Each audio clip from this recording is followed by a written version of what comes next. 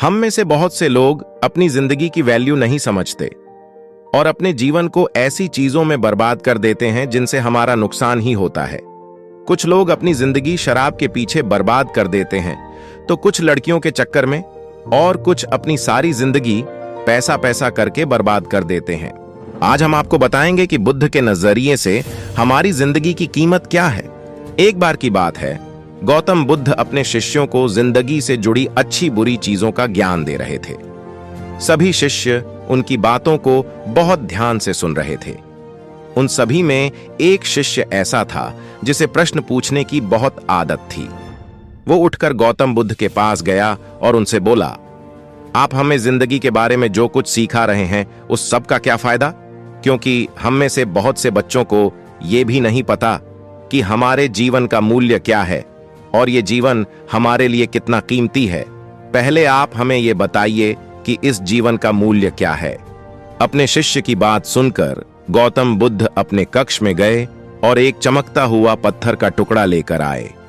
वो टुकड़ा उन्होंने अपने शिष्य को दिया और बोले, मैं तुम्हें इस जीवन का मूल्य तब बताऊंगा जब तुम इस पत्थर का सही मूल्य पता लगा कर आओगे। साथ ही ये ध्यान रखना कि तुम्हें ये पत्थर का टुकड़ा किसी को बेचना नहीं है। गौतम बुद्ध की बात मानकर वो शिष्य बाजार की तरफ चला गया। बाजार में सबसे पहले उसकी नजर एक फल बेचने वाले पर पड़ी और उसने वो पत्थर उस फल वाले को दिखाया और बोला, इस पत्थर के बदले आप मुझे कितने फल दे सकते हो? फल वाला बोला, ये पत्थर कुछ खास तो नहीं है, लेकिन फिर भी इसके बदले में तुम्हें 10 केले दे सकता हूं। वो शिष्य उस पत्थर को लेकर आगे चला गया। फिर उसे एक सब्जी वाला मिला। शिष्य ने उस सब्जी वाले से उस पत्थर की कीमत पूछी।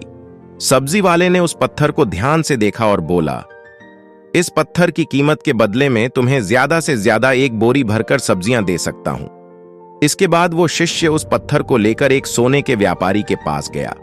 उस पत्थर की टुकड़े की चमक देखते ही उस सुनार ने उसकी कीमत 100 सोने के सिक्के लगाई। शिष्य ने वो टुकड़ा बेचने से मना किया तो वो सुनार उसके बदले 200 सोने के सिक्के देने को भी राजी हो गया, लेकिन शिष्य ने वो पत्थर नहीं बेचा।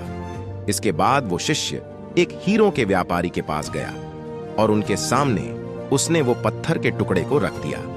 उस पत्थर को देखते ही हीरों के व्यापारी ने एक साफ कपड़ा बिछाया, उस पत्थर को उसके ऊपर रखा, फिर उसकी परिक्रमा की और हाथ जोड़कर उस पत्थर को कपड़े में लपेटते हुए वो बोला, तुम जिसे मामूली पत्थर समझकर उसकी कीमत पूछ रहे हो, असल में ये एक बेशकीमती रूबी है। ऐसा रूबी हर किसी को नहीं मिलता। मैं अगर अपना सब कुछ बेच भी दूं तो भी इसकी कीमत नहीं चुका सकता। उस व्यापारी की बातें सुनकर वो शिष्य हैरान हो गया। वो दौड़ा दौड़ा सीधा बुद्ध के पास आया और उन्हें उसने जो कुछ भी बाजार में हुआ वो सब बताया। उसकी अचरज भरी बातें सुनकर गौतम बुद्ध बोले, तुम्हारे सवाल का जवाब इस रूबी की कीमत में ही छिपा है। हमारा जीवन भी एक रूबी है, रूबी की तरह यह भी बेशकीमती है, लेकिन हम इस बात को हमेशा नजरअंदाज करते हैं और अपने जीवन का मूल्य नहीं समझते। हम दूसरों को देखकर और उनके जैसा जीवन जीने की कोशिश में अपने जीवन की कीमत को कम कर देते हैं।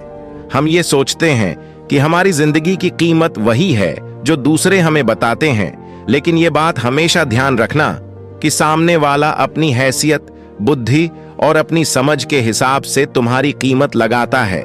जिंदगी सिर्फ एक बार मिलती है, इसलिए इसको बर्बाद ना करें। अपनी जिंदगी को उतना ही कीमती समझें जितना कीमती आप अपने बैंक में रखें रुपयों को समझते हैं। आज के समय में लोग अपनी जिंदगी से ज्यादा कीमती प्यार, पैसों और दिखावे से भरी चीजों को समझते हैं। प्यार के चक्कर में लोग सुसाइड कर लेते हैं, पैसों के चक्कर में ऐसा काम करने लग जाते हैं जिससे उनकी जिंदगी बर्बाद हो जाती है। नाम कमाने के चक्कर में उल्टे सीधे काम करने लग जाते हैं। हमेशा याद रखें कि दिखावा करना जरूरी नहीं है। प्यार दोबारा मिल सकता है, पैसा फिर कमाया जा सकता है, लेकिन जिंदगी को फिर से पाया नहीं जा सकता। इसलिए अपनी इस बेशकीमती जिंदगी को अच्छे से जिएं, हर पल का आनंद लें।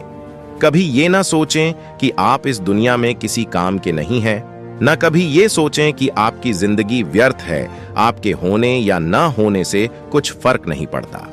जब भी ऐसे नेगेटिव विचार आपके मन में आए तो खुद को बस ये याद दिलाएं कि जीवन एक रूबी है और ये बेशकीमती है।